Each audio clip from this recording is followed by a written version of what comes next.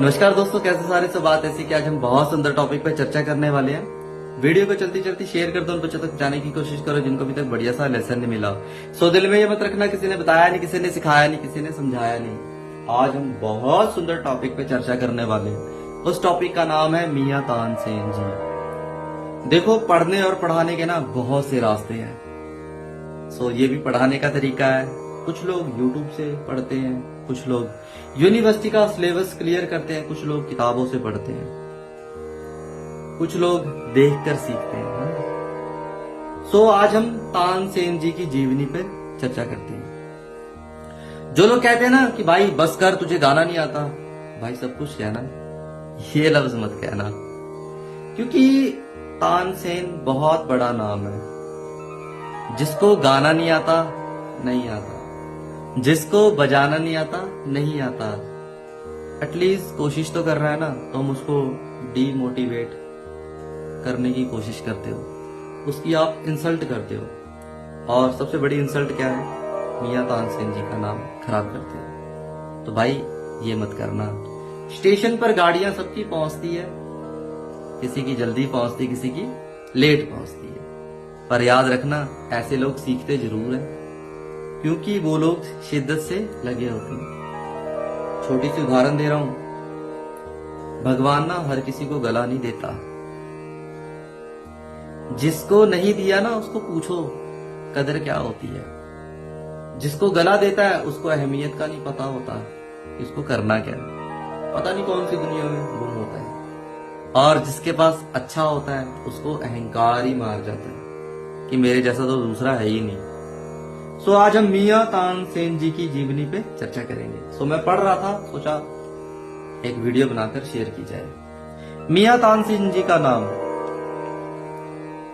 कुछ नाम मैं शेयर कर रहा हूं तानसेन जी की। तन्ना मिश्रा राम तनु पांडे, तान सुख बनायो व्यास पांडे। मतलब कि हिंदू धर्म से थे तानसेन जी। मकरंद पांडे इनके पिताजी का नाम था और इनका वास्तविक नाम था रामतनु पांडे। इनका जन्म ग्वालियर में हुआ था। गांव का नाम है बेहट। 1532 ईस्वी में। कहा जाता है कि इनके पिताजी की कोई औलाद नहीं थी। सूफी संत मोहम्मद गौस के आशीर्वाद से तानसेन जी का जन्म हुआ। इकलौती संतान होने के नाते बड़े लाड प्यार से इनके पिता ने पाला। 10 साल के हुए तो सूफी संत मोहम्मद गौस जी ने इनको अपने पास बुला लिया। इनकी शिक्षा का प्रबंध भी किया। थोड़े ही समय में तानसेन जी साहित्य और ज्योतिष का ज्ञान प्राप्त कर लिया। तानसेन जी बहुत नटखट थे बचपन में। कहते हैं कि एक बार स्वामी हरिदास जी जंगलों से गुजर रहे थे, तो तानसेन जी ने शेर की आवाज से उनको डरा दिया। इसके बाद स्वामी हरिदास जी बड़े प्रभावित हुए। उसके बाद तानसेन जी को अपना शागिर्द बना लिया और तानसेन जी को अपने साथ वृंदावन ले गए। राधे राधे। 10 सालों तक स्वामी हरिदास जी से शिक्षा प्राप्त की। पिता की तबीयत ठीक न होने के कारण समाचार पाकर तानसेन जी को ग्वालियर वापस जाना पड़ा।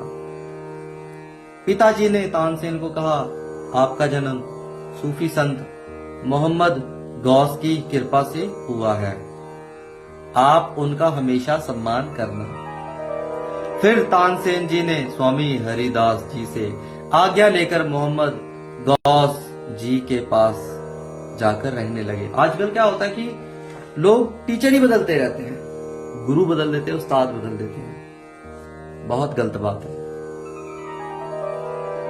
बच्चे में ना उस्ताद की कला झलकती है और वो छुपाई नहीं जा सकती। नाम छुपा लेगा, उंगलियां और गला कभी नहीं छुपा सकता। सो टीचर एक होता है ना। तो इतनी बड़ी महान शख्सियत ने आज्ञा ली, उसके बाद गए मोहम्मद गौस जी के पास। कुछ दिनों के बाद ग्वालियर की विधवा रानी मृग नैनी से तानसेन जी का परिचय हुआ। वह तानसेन की प्रतिभा से बहुत प्रभावित थे और उनके संगीत मंदिर में संगीत सीखने वाली हुसैनी नामक गायिका से शादी हो गई और उनकी शादी रानी साहिबा ने करवाया था। तानसेन जी के पुत्रों के नाम शेयर कर रहा हूं। सूरत सेन, शरद सेन, तरंग सेन, विलास खान। तानसेन जी की एक बेटी थी, उसका नाम था मां सरस्वती। उनके बच्चों ने संगीत में अच्छा नाम कमाया। जब तानसेन जी अच्छे गायक बन गए तब राजा रामचंद्र जी ने इनको दरबारी गायक नियुक्त कर लिया। तानसेन जी की प्रसिद्धि दूर दूर तक फैल गई। राजा रामचंद्र और अकबर सम्राट दोनों मित्र थे। बादशाह अकबर ने राजा रामचंद्र को तानसेन जी को भेजने की विनती की। यह सुनकर उनको बड़ा दुख हुआ, पर बादशाह का हुक्म टाला नहीं जा सकता। वह रो पड़े। तानसेन जी ने उसी समय ध्रुपद की रचना की। ध्रुपद एक गायन शैली है। सो अगली वीडियो में ध्रुपद के बारे में चर्चा करेंगे। राजा राम चिरजीव रहो। अकबर बादशाह जी ने तानसेन जी को जब अपने दरबार में गाते हुए सुना, उनकी प्रतिभा से बहुत प्रभावित हुए। पर उस समय उनके दरबार में जितने भी गायक थे वो सारे जलते थे।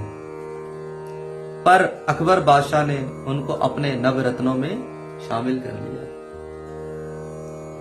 अकबर बादशाह को विनती की कि तानसेन जी दीपक राग सुना दो, पर तानसेन जी ने मना कर दिया। पर अकबर बादशाह ने मजबूर किया था। फिर कुछ बात मानी उनकी। जब वह गाने लगे तो लोग गर्मी से घबराकर भाग गए महल छोड़कर। उनका शरीर जलने लग गया था। बड़ा पछतावा हुआ था अकबर बादशाह को। उसी समय उनकी पुत्री ने राग मेघ गाकर अपने पिता के प्राणों की रक्षा की। फिर एक बार अहंकार में आकर तानसेन जी ने राज्य में घोषणा करवा दी कि उनकी आज्ञा के बिना कोई भी नहीं गाएगा। मतलब कि आधे संगीतकार ना उस वक्त इसी रीजन की वजह से मारे गए और गाना गाने वाले को मृत्यु दंड दिया जाता था। इस प्रकार कई गायकों की मृत्यु हो गई। फिर ये खबर बैंजू बावरा जी के पास गई। वो उनके समकालीन थे, मतलब लेवल के। दोनों में बड़ा मुकाबला हुआ। तानसेन जी की हार हुई, पर बैंजू बावरा जी ने उनको माफ कर दिया। संगीत की जगत में तानसेन जी का बहुत बड़ा नाम है।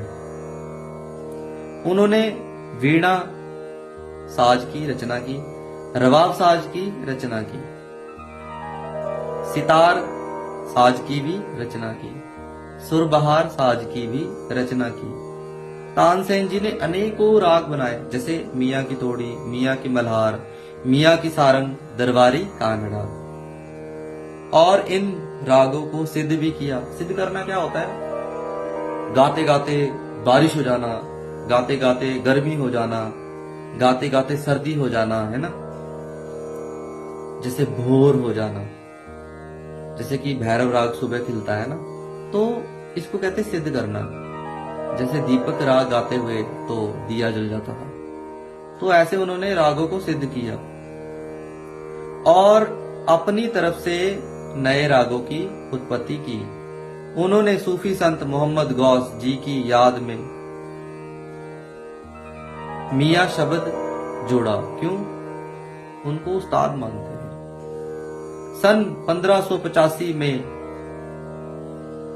इनकी मौत हो गई और सदा के लिए सो गए। इनकी समाधि पर